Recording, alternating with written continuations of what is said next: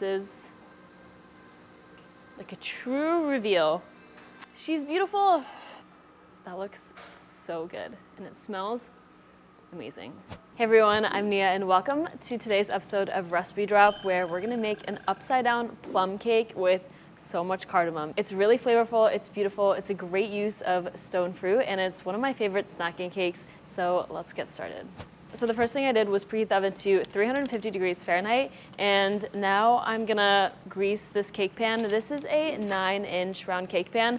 This does actually have a removable bottom. When I'm baking cakes, you don't have to add parchment paper to the bottom, but I like to do it always just for extra insurance. And oftentimes I don't have those pre-cut out circles, so I'm gonna just cut one out, fold a piece of parchment paper in half, and then I just keep folding it. I keep folding the corners over like this, kind of like when you're making a paper snowflake. There you go. So something like this. I see kind of where the middle is, so I get the radius. And then I cut kind of like a curved line like that. And then I just double check to make sure that it's about the right size. So you can see here, kind of. And then when we unfold it, we have a perfect circle. So as I was saying, in general, when you're making cakes, you don't always have to have parchment paper on the bottom, but when you're making a upside down cake with fruit, it's really important you have that, because otherwise it's gonna be almost impossible to get the cake out, and you're not gonna get that really nice, like, design on top. Some of the fruit is gonna stick to the bottom of the cake pan, and we don't want that. I also have a little bit of butter, and we're gonna use this, so it doesn't really matter if the bottom is greased or not, but I like to do it anyway. And now I'm gonna press this down in there. So now comes the fun part. Now we're gonna do the plums. I actually have 4 plums here. Usually for this recipe, I only use about 3. It kind of also depends how thick you cut your plums, but I actually like to cut the slices pretty thin. So I'm gonna go around like this and cut all the way down to the seed. And then if the plum is ripe enough, you can kind of just untwist it like that. I'm gonna cut off the very ends, because these are gonna be too small to really add to the design. And now I'm gonna go in and cut really thin slices. These are plum cots, not traditional plums. They're pretty similar. The only difference is that these are a little bit sweeter and the skin is a little bit tougher on the outside, but they're pretty much the same. Plum cots are also a little bit bigger, but not so much that it'll make a difference. You can see here, I cut these into really thin slices. The reason why I cut them this thinly is to help create that really nice design on the bottom of the cake. If you cut them too thick, then they're not gonna lay as flat, and the batter is kind of gonna go underneath the plums and gonna hide the plums, essentially. There's no way of getting the seed out in a way that's gonna maintain like a nice plum shape. So I'm just gonna cut kind of on this side, down like this, and then you have this piece left with the seed, and then cut like this. And then we can still use these pieces. So now I'm gonna assemble the plums in the cake pan, and this part is my favorite part. It's really fun. And yeah, I feel like this is, you can kind of do your own design if you want, but I like to start in the middle, layer them on top of each other, and rotate the pan kind of as I go. I was just saying to Tam, I think I could have cut them a little bit thinner, because you can kind of see how they're coming up. However, I think it's still gonna look really nice. So I'm gonna put this aside, and I'm gonna move on to the actual cake batter. And for this, I am using cardamom seeds that we're gonna grind up ourselves. And the reason why I'm using cardamom seeds instead of ground cardamom is that I like to have those little bigger pieces in there, and crushing up your own spices also usually lends to a bit deeper and more like powerful flavors. So here I have a tablespoon. I know that sounds like kind of a lot, but I promise you it's not overpowering at all. And as I was saying, I like to leave some pieces a bit bigger, so I'm not gonna fully grind this cardamom. Or whenever I make anything with cardamom, I think of cardamom buns. There's a really great bakery on 14th and 8th in the city. It's called Fabrique, shout out. They have an amazing cardamom bun. Also, Le Cabra has a really good one. Now you can see that most of them are a little bit crushed just so that they release all their flavor. but it's not totally ground. So we're still gonna get those nice big pieces all throughout the cake. So I have a stand mixer here with a whisk attachment. You can just use a regular handheld whisk too. It doesn't really matter. You can't really just do it by hand though. You have to have some type of electric mixer because we're gonna beat the sugar and butter together and then also the eggs. So when I'm baking, I almost always use a kitchen scale. And this one by Rosti is the one that I've been using a lot most recently. I also have one at home. Actually, I have the blue one at home. And I really like it because it's very sleek looking. It's really pretty. And it has this kind of removable thing that you can use as like a little bowl almost. So if you're weighing like vegetables or fruit, it's really nice. So the way you store it is you can put this down like this and it kind of protects the touch screen, and then when you go to use it, you can take it off and then you can flip it to the side so that it doesn't block that area. I'm gonna switch it to grams and then I'm gonna add some sugar. 150 grams of sugar, that's also the same as 1.5 cups if you don't have a kitchen scale. I feel like I almost always use a kitchen scale whenever I'm baking. If you don't have it at home, it's really not a big deal. I just like it because honestly, I think it's easier than having to sometimes use measuring cups. And it's more accurate too. Here I have 1/2 cup of butter, and this is unsalted. Unsalted and softened to room temperature.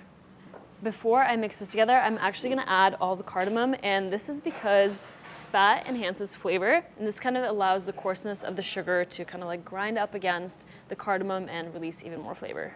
Now I'm gonna mix this on medium speed until the butter is nice and creamed and all the sugar has been incorporated into the butter. Since there's not a ton of butter in there, it's not gonna get super light and fluffy and creamy. Now I'm also gonna add 1 teaspoon of vanilla extract, 2 large eggs at room temperature, very important, 1 at a time.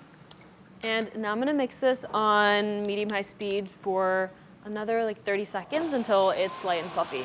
So I'm gonna measure out 180 grams flour, which is the same as 1.5 cups. And this is just all-purpose flour. To the flour, I'm also gonna add 1.5 teaspoons of baking powder. And also 3/4 of a teaspoon of Diamond Crystal kosher salt. So actually, when I was testing this recipe, we didn't have any baking powder. So I did a little DIY moment and I mixed together baking soda and vinegar because we also didn't have cream of tartar, which is usually the substitute for baking powder, cream of tartar and baking powder. And it actually worked pretty well. So if you don't have baking powder, you can either mix baking soda with vinegar or baking soda with cream of tartar. You really just need an acid and a base. Now I'm gonna add the flour and the milk kind of alternating. I'm actually gonna start off with the flour, and this is to coat all the fat molecules with the gluten, or with the flour, I mean. I'm gonna add the milk, and I'm mixing on the lowest speed possible because with cakes, you really don't wanna overmix. Add the rest of the flour.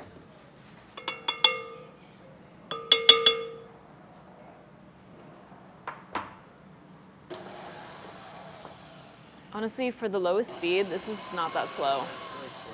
Oh, I really don't want this to overmix, so I'm actually gonna fold the flour in by hand. So this is also a pretty thick batter, and that's because this cake is a little bit more of a snacking cake than like a layered cake, you know? So I want the crumb to be a little bit denser and a little bit more butterier and not quite as light and fluffy as like a regular cake. So to make this sugar syrup, all we need is 1/2 cup of sugar and 1/4 of a cup of water, and then also a saucepan of some sorts, like a saucepan, a saucier, or even a skillet. I'm using a saucier from Blanc. It's a carbon steel saucier. Yes, it looks a little big, but this is actually perfect for what I'm doing here. It has a really beautiful bronze handle and is made in Virginia, and it's one of those pans that I could see myself keeping out on my stove, you know, just because it's just so pretty. I'm gonna add 1/2 cup of sugar, 1/4 of a cup of water. I'm gonna turn this on to medium-high heat. So I'm just gonna stir the sugar into the water. This is gonna cook for about 5 to 7 minutes until it's nice and golden brown. It's already starting to kind of bubble. And if you feel like it starts to brown too quickly, you can just reduce the heat a little bit as well. Now I'm actually gonna go in and give it a little stir. This happens really quickly, so make sure not to walk away from the stove. And it can go from brown to burnt very fast. let's pour it over. And just try to pour it kind of all around, all over the peaches. So usually you don't want to let batter just sit out for a long period of time, but this caramel comes together so fast, literally only 5 to 7 minutes. So that's totally fine. It's not going to have too much time to start to like deflate and lose its baking powderiness. Okay, I'm going to pour it right over. And the nice thing about the caramel layer is that it helps to keep the plums kind of in place. But you do want to add the batter kind of carefully, just to make sure that you don't accidentally move the plums around.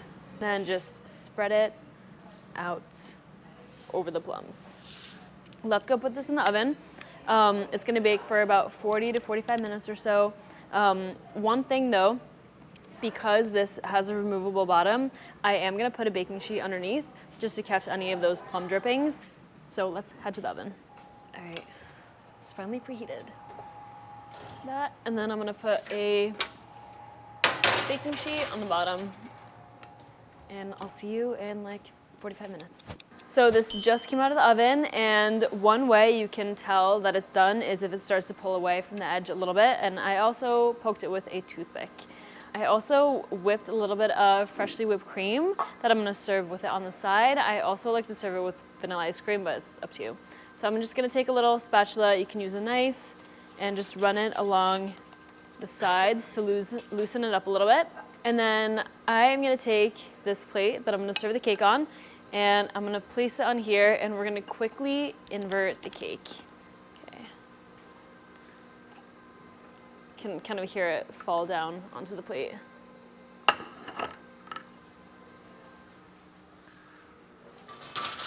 All right, this is gonna be the moment of truth, and now I'm gonna just try to get in between the parchment and this little like top. Oh my God, it looks beautiful already. And now do this carefully, because if you do it quickly, some of the plum layers might come up with the parchment paper. This is like a true reveal. She's beautiful. This is probably the best one I've made so far out of them all. All right, so I'm gonna cut a little slice. Oh, I don't know where to cut. I would recommend using a serrated knife here. It just will get you a much more clean slice, I think. Because it's such a dense cake, it will just help cut right through it. And now we're gonna be able to see all the little cardamom specks on the inside too. That looks so good, and it smells amazing.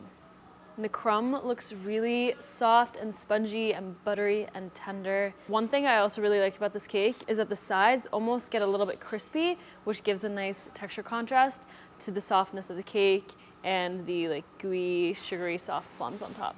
And then I'm gonna do a nice little spoonful of whipped cream just here on the side.